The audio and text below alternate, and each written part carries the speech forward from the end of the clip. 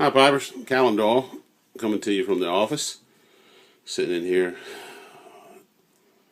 kind of watching a few videos. Sometimes I come into this part of the house and watch them. Sometimes I watch from my bedroom on my laptop. But I wanted to come and do a VR to Ronnie, Piper McG, his the 555 giveaway.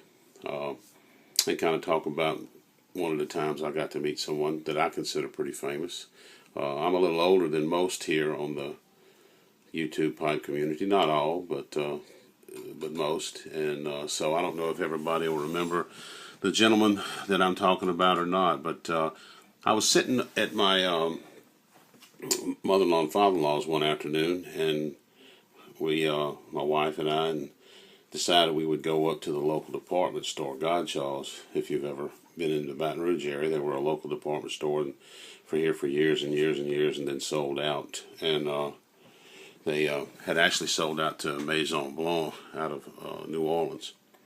And so there was a local guy that had lived here before, quite a celebrity, and he was there doing a meet and greet and signing some autographs. So we decided to go. My father-in-law was had worked for the local newspaper here for years and years and years, and covered all the sports scenes. So he knew this gentleman pretty well. So we took off and went upstairs in the department store where he was at, and it wasn't long. We got a kind of a private invitation to go in and talk with the gentleman, and it was a real nice experience. But the guy I'm talking about is Pete Maravich. Don't know if some of y'all, all of y'all know him or not, but I mean, man, when I was growing up, young guy, 13, 14, 15 years old, Pete was the rave in college basketball. I think he led scoring in college basketball for 3 years in a row and was averaging like 44 points a season, not a year. And so we got a chance to go in and talk to him, and it was pretty neat. He very nice guy. Of course, he was really reminiscent a lot with my father-in-law, who had covered him and wrote a lot of stories about him in the local paper when he was playing here at LSU.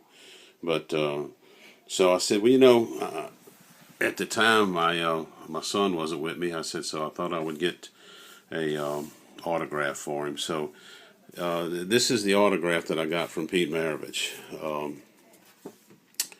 And it's to my son Blaine, and he signed it Pistol Pete, and then John 14:6. And if you know much about him, you know that late in his life he converted to Christianity, and it was something very important in his life for him. So, but I just thought it was something neat, and this kind of spurred me on a little bit to go on and get this thing framed. I want to go ahead and get it framed. And I was in our local downtown area here in the little town that I live outside of Baton Rouge, and they have an antique village.